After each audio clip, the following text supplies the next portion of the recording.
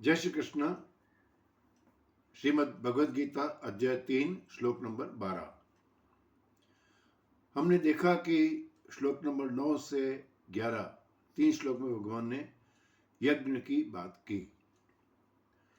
तो आगे उसी को जारी रखते हुए भगवान कह रहे हैं श्लोक नंबर 12 में, इष्टान भोगान हि वो देवा दास्यन्ते यज्ञ भाविताः तैर्दत्ता न प्रदायेभ्यो यो भुङ्क्ते स्तेन एव सः। इष्टान भोगान हि वह देवाः दास्यन्ते यज्ञ भाविताः तेः दत्तान अप्रदाय एभ्यः यह भुङ्क्ते स्तेन एव सः। इष्टान भोगान अर्थात इच्छित भोग, इच्छित भोग वह मतलब हमको देवा मतलब देवता लोग, दास्यन्ते मतलब देंगे, यज्ञ भाविता यज्ञ से पुष्ट होकर।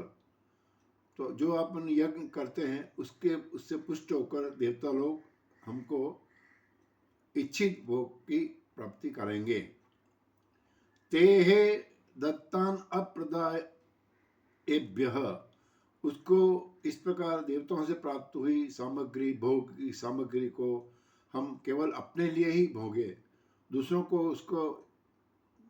की सेवा में नहीं लगाएं, दूसरों को न दें, उसको शेयर नहीं करें।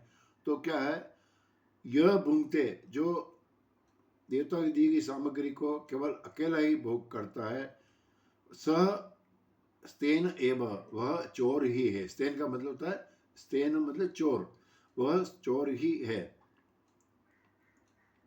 इस श्लोक का भावार्थ यह हुआ कि जैसे सूर्य देवता हैं, वो प्रकाश और रोशनी सबको फ्री में देते हैं, हमको इसका कोई बिल चुकाना नहीं पड़ता है। विद्युत विभाग को बिल चुकाना पड़ता है, जलदायी विभाग को बिल चुकाना पड़ता है, तो हमको फ्री में प्रकाश रोशनी देते हैं। इसी तरह वरुण देवता, इंद्र देवता है, वो वर्षा के माध्यम से जल प्रदान करते हैं, वो भी फ्री में देते हैं, उसका भी कोई बिल पैदा हमको देना नहीं पड़ता है। तो जो फ्री में कोई भी चीज़ फ्री में मिलती नहीं है, कुछ ना कुछ उसकी कॉस्ट होती है। तो क्या होता है, जैसे परिवार होता है, एक परिवार में एक आदमी कमाता है, लेकिन वो सारे परिवार का भरण पोषण करता है, अकेला नहीं खाता वो कि मैं कमाता हूँ मैं अकेले ही खाऊंगा, ऐसा नहीं। सबको पूरे परिवार का भरण पोषण करता है, आपस में एक दूसरे की सेवा करते पूरा करके वो करते हैं। तो हम लोग भी क्या है, संसार का हम व्यक्ति अकेला नहीं है, संसार का ही भाग है। हम जो रोटी भी खाते हैं वो हम समझते हैं हमारे पैसे खा रहे हैं, हमारे मेहनत की कमाई हमारी, इससे खा रहे हैं। लेकिन आप विचार करो कि रोटी आप कैसे खा रहे हो, अन्न कहाँ से आया, गेहूँ कहाँ से पैदा हुआ, ये जमीन पृथ्वी ने दिया, पृथ्वी किसने पैदा किया, किसान ने किया, फिर उसको काटा, मशीन से काटा, उसने बनिए कमा भेजा, उसने बेचा, मतलब इसमें कितने लोग इन्वॉल्व हैं। और रोटी बनाने के लिए गैस की जरूरत पड़ती है, ये इसकी जरूरत पड़ी, सामग्री, ये सब बर्तन की, ये सब किसने दिए हैं, तो इसमें सभी का योगदान होता है। तो इस तरह तेन तक्तेन भुंजी था, ईशावासी उपनिषद का है कि आप जो भी भोग आपको मिले उसको त्याग करके भोगे, मतलब अपने लिए अकेले ही नहीं खाएं। अगर अकेले अगर करेंगे तो वो आप चोर कहलाओगे। तो इस तरह से ये व्यष्टि और समष्टि एक ही है। व्यष्टि अलग, अकेला आदमी दुनिया में संसार में रह नहीं सकता है, संसार के साथ रह के ही करना पड़ता है। इसलिए जो भी आपके पास है आप उसके ट्रस्टी बन के रहो, मालिक बन के नहीं रहना हमको। हम जो भी प्राप्त है वो ईश्वर का दिया हुआ है, ये शरीर भी ईश्वर का दिया हुआ है।